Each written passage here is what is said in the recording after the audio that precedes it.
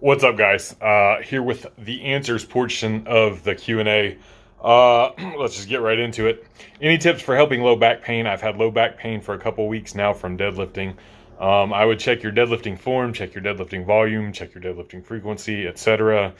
If that is indeed the root cause, generally getting your lower back stronger is going to help with lower back pain. Without seeing your actual programming and what you're doing, it's hard to say.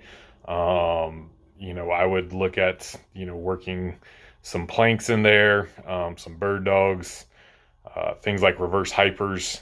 I know that seems counterintuitive from planks and bird dogs, but has helped me. 45-degree back extensions, things of that nature. But deadlifts should not hurt your back. If again, just going on your words, you're doing something wrong with your deadlifts.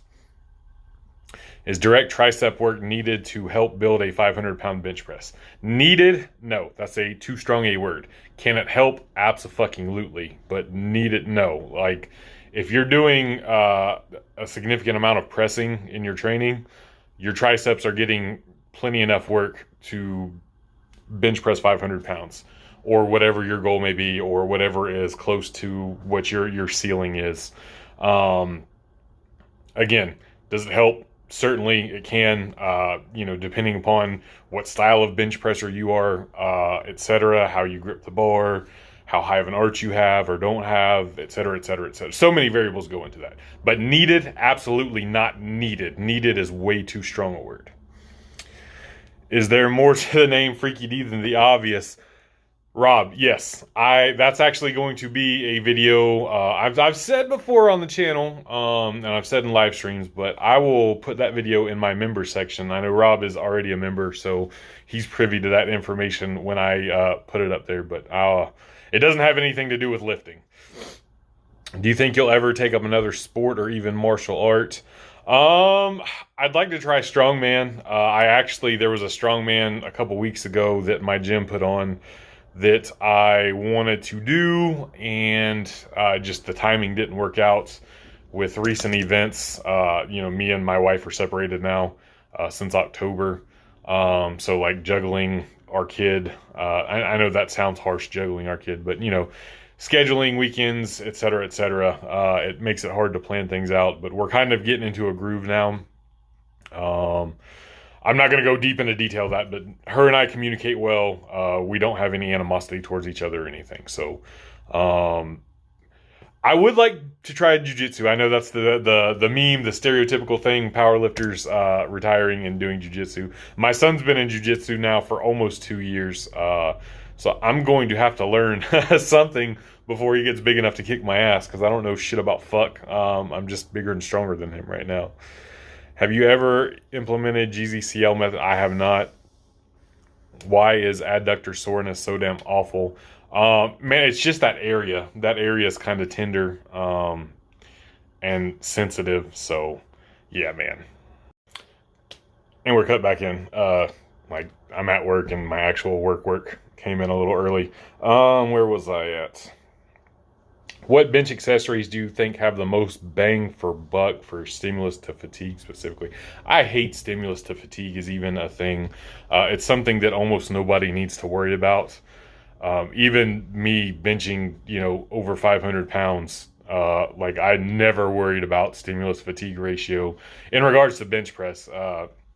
My squats and deadlifts, when they got up over 700 pounds, it definitely took a toll on me. But bench press, most anybody, I think, could bench minimum 3 days a week, and heavy. And so long as, your form is in line and you're just not completely annihilating yourself. And again, that's a stretch too, would be fine. So honestly, if I'm going to have to say something, it's going to be Larson press, and it's not because the stimulus fatigue ratio is saving my bench press. It's the saving my lower back for squats and deadlifts.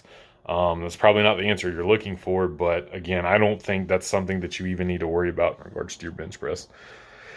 Do you think doing these exercises for a straight week is too much for lower back? Deadlift and back squat, barbell row, rest, Romania deadlift and front squat, snatch grip, high pulls, and overhead press.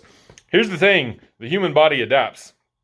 And if as long as you work your way into it slowly and build up to it, your body will adapt to that. Now, when you start getting very, very strong, you might have to pull back here and there some of that, or at least, decrease volume a little bit, or, decrease intensity if you want to keep volume high, etc. But it on paper, is it too much? Like just to jump right into that and go balls to the wall? Yes. Is it too much? No. Your body will adapt to it. Is it optimal? Maybe not. But if that's something you want to do, by all means, so long as you work your way up to it, it's not an issue.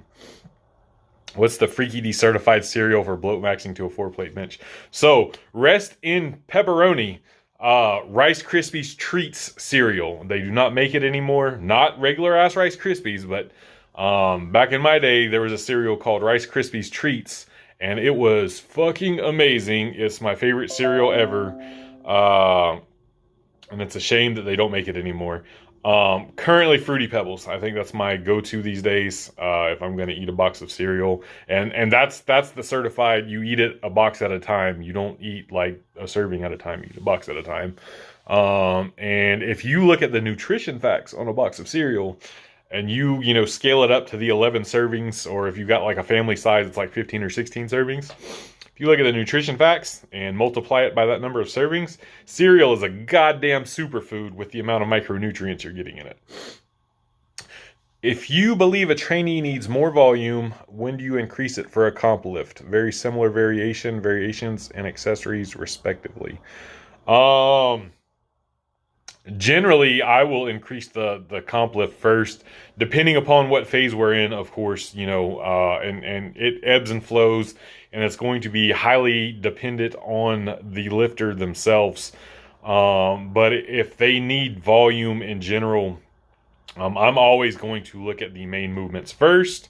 And if they seem to be lacking in a specific muscle or muscle area, then I will look at kind of the accessory work or the variations that will improve that. And I will go to like a close variation of a comp movement first before I go looking at accessories. I just think there's, with the main movement itself, the comp movement, and then with the close variations, you're directly training, that movement, even if the goal is hypertrophy. It's the best hypertrophy movement for bench press to get your bench press stronger is bench press.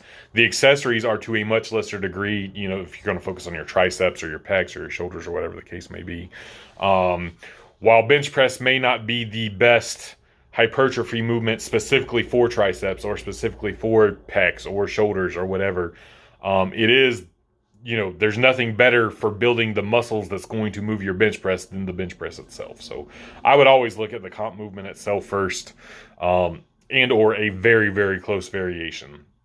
Accessories are last, and this is in terms of gaining strength.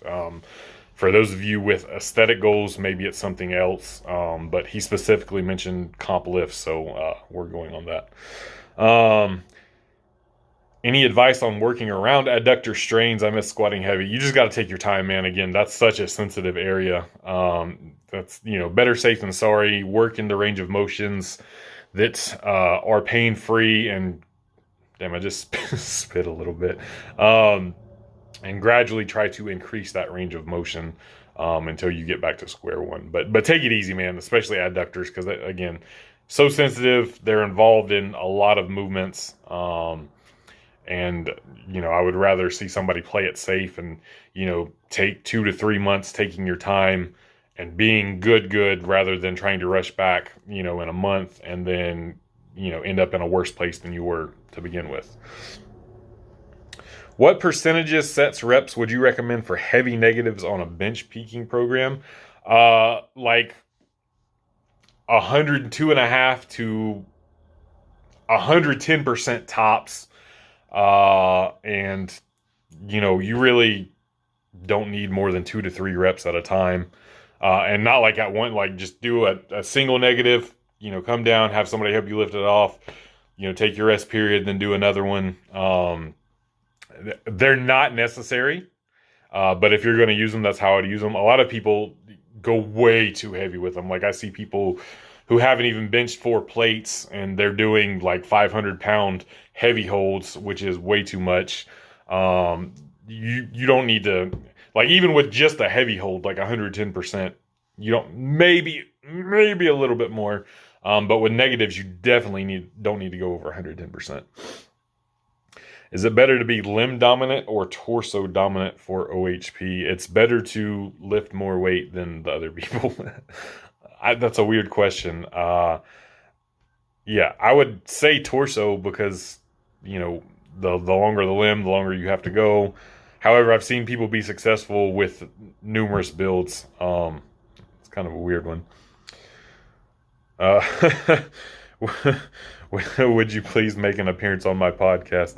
Hit me up on Instagram, like DM me. I'll try to find some time. Who stole my shirt? Shirts are optional at my gym. And if you look back across my channel, even when I was big old bloat boy, there's a lot of times my shirt got stolen. But that's Q&A for this time. Peace!